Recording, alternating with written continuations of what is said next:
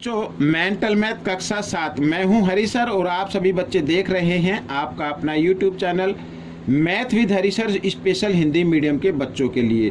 तो आज हम करने वाले हैं प्रश्न नंबर 41 से लेके प्रश्न नंबर 45 तक। ठीक है, थोड़ा सा डिटेल में मैं आपको एक्सप्लेन करूंगा, तो आप वीडियो को पूरा देखें, स्किप ना करें और देखकर इसमें से प्रैक्टिस जरूर करें। अच्छे रैंक और अच्छे मार्क्स जरूर आने चाहिए। आइए करना शुरू करते हैं। उससे पहले थोड़ा सा इसको जूम आउट कर लेता हूं मैं।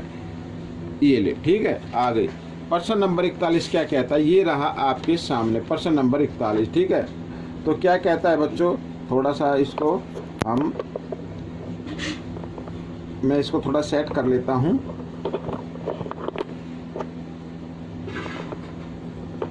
ठीक है, अब देखो प्रश्न नंबर 41 क्या कहता है। तो बच्चों प्रश्न नंबर 41 कहता है यदि दो सिक्कों को एक साथ उछाला जाए तो अधिकतम 2 चित आने की प्रायिकता क्या होगी। अधिकतम 2 चित आने चाहिए। ठीक है, तो 2 चित आने चाहिए। तो देखो 2 सिक्के उछालेंगे, या तो आपका हेड आएगा, 2 बार हेड आएगा। ठीक है ना, 2 बार क्या आएगा, हेड आएगा, जिसे हम चित बोलते हैं, या फिर हेड और टेल आ सकता है। ठीक है, या फिर आपका आ सकता है, क्या आ सकता है, टेल और हेड आ सकता है। ठीक है, या फिर दोनों टेल आ सकते हैं। तो ये सिक्के हमने उछाले तो 2 बार 2 सिक्के उछाले, एक साथ उछालेंगे तो ये संभावना बनी रहती है। ठीक है, ये परिणाम संभव है। तो ये कुल परिणामों को आपको लिखना नीचे जो कि है 4, 1 2 3 4। अब 2 चित आने की प्रायिकता अधिकतम ये है 1, तो 1/4 आपका उत्तर बन जाएगा। ठीक है, तो एक बार, हालांकि चाहे 2 बार आ सकते हैं, 3 बार आ सकते हैं, कोई दिक्कत नहीं, लेकिन एक बार जरूर संभावना बनती है कि एक बार दोनों हेड जरूर आए। ठीक है, आइए करते हैं प्रश्न नंबर 42। तो प्रश्न नंबर 42 क्या कहता है, देखते हैं। प्रश्न नंबर 42 में देखो, प्रश्न नंबर 42 कहता है कि 1 से 50 तक की संख्या वाले 50 कार्डों की गड्डी से एक कार्ड निकाला जाता है। भाई 1 से 50 तक संख्या लिखी है और उसको एक गड्डी बना दी गई है। 1 लिखा है, 2 लिखा है, 3 लिखा है, ऐसे कार्ड पर लिखिए। एक कार्ड पर 1 लिखा है, दूसरे कार्ड पर 2 लिखा है, तीसरे कार्ड पर 3 लिखा है, चौथे कार्ड पर 4 लिखा है। ऐसे मतलब 50 कार्ड हैं और 50 कार्ड तक 50 वहाँ लिखा है, फिर 49 लिखा है, ऐसे लिखा हुआ है। तो कुल कार्ड कितने हो गए भाई, कुल परिणाम कितने हो गए, प्रायिकता ज्ञात करनी है।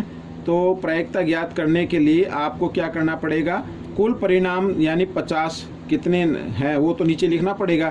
फिर लिखा 5 के गुणज, 5 के गुणज भाई जो 5 के पहाड़े में आते हैं वही होगा। ठीक है, कितने होगा, 5 एकम 5, 5 दूनी 10, 5 3 15, तो 5 चौक 20। इस तरीके से ये कितनी संख्या हो जाएगी, कुल 10 हो जाएंगी बच्चों। ये आपका उत्तर आ जाएगा। ठीक है, ऐसे आप 50 तक कर लें। 5 के गुणज तो होंगे ना, ये 5 चौक 20, 5 पंजे 25, 5 6 30। ठीक है, 5 7 35, 5 6 40, 5 9 45, 5 ढाई 50। कितनी हो गई संख्या, गिनोगे तो 10 आ जाएगी। प्रायिकता ज्ञात करें, 0 से 0 काट दो तो कितनी आ गई, 1/5 आ गई। ठीक है, ये आपका प्रश्न हल हो गया। अब प्रश्न नंबर 43, पासे को एक बार फेंकने से, पासे का मतलब जिससे आप लूडो खेलते हैं ना, उसे बोलते हैं।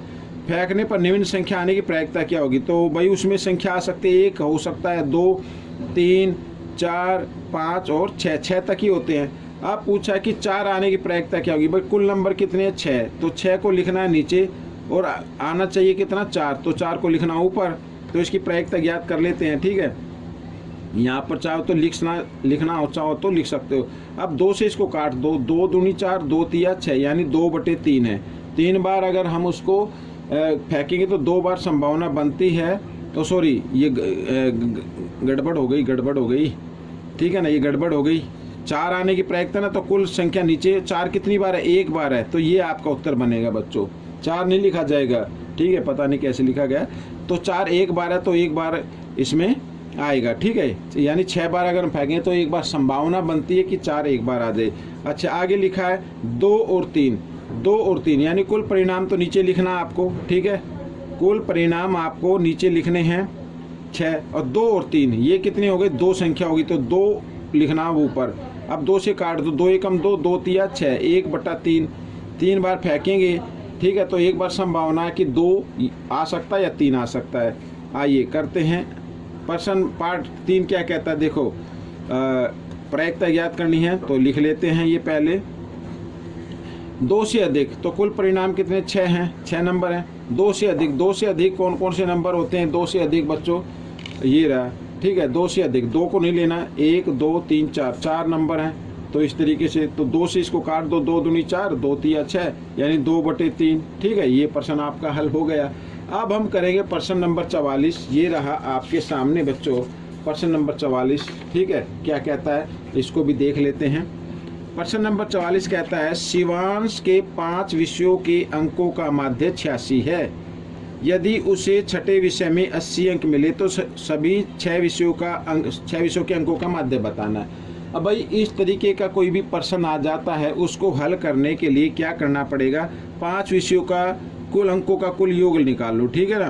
तो अंकों का कुल योग लिख लेता हूँ मैं, सॉरी यहाँ पर लिखना पड़ेगा 5 विषयों में कुल अंक।